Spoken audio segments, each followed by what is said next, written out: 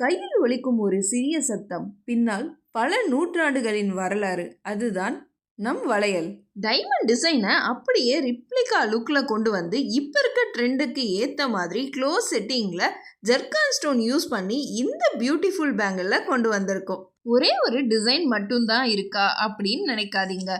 Zircon with எம்ப்ராய்டரியும் zircon with நவரத்ன பல beautiful காம்பினேஷன்லேயும் வெரைட்டிஸ்லேயும் இருக்குங்க.